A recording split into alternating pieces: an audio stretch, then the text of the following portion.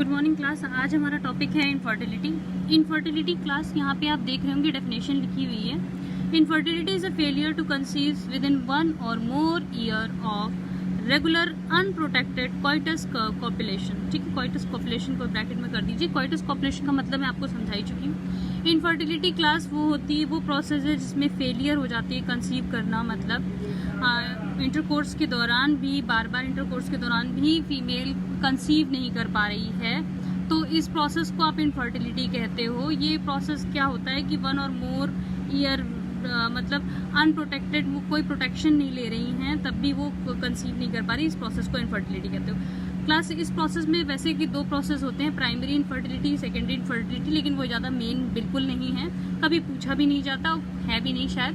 Primary में बस यही होता है क्लास, जैसे कि किसी के कोई डोनेट करता है अपने स्पर्म और ओवम, और सेकेंडरी में ये होता है जो कंसीव नहीं कर रहा है, इंजेक्शन के थ्रू उनको सप्लाई किया जा रहा है वो गैमीट्स। ठीक है, तो आपके देखिए इनफर्टिलिटीज इन फीमेल, यहाँ पे कुछ पॉइंट लिखे हुए हैं। इनफर्टिलिटी इन फीमेल किस रीज़न से इनफर्टिलिटी होती है फीमेल में? एंड ओव्यूलेशन, मतलब ओव्यूलेशन मेंस्ट्रुअल साइकिल के दौरान जो ओव्यूलेशन हो रहे हैं वो नहीं हो रहे, वो एब्सेंट हैं।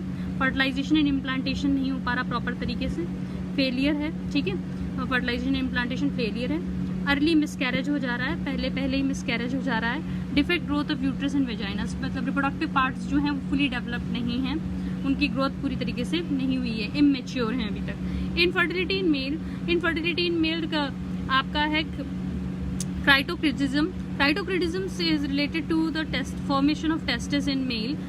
टेस्टिस हार्मोन्स जो होते हैं फीमेल में, उसका फॉर्मेशन सही तरीके से, मतलब उसकी ग्रोथ सही नहीं हो रही है और उसका फॉर्मेशन सही तरीके से नहीं हो रहा है। जो मेल एल्कोहलिज्म, मतलब अल्कोहल ज़्यादा कंजप्शन होता है, जो मेल अल्कोहल का ज़्यादा कंजप्शन करते हैं क्लास, उनके अंदर भी स्पर्म काउंट कम हो जाता है। स्मोकिंग की वजह से भी स्पर्म की जो काउंटिंग होती है उनके अंदर कम हो जाती है।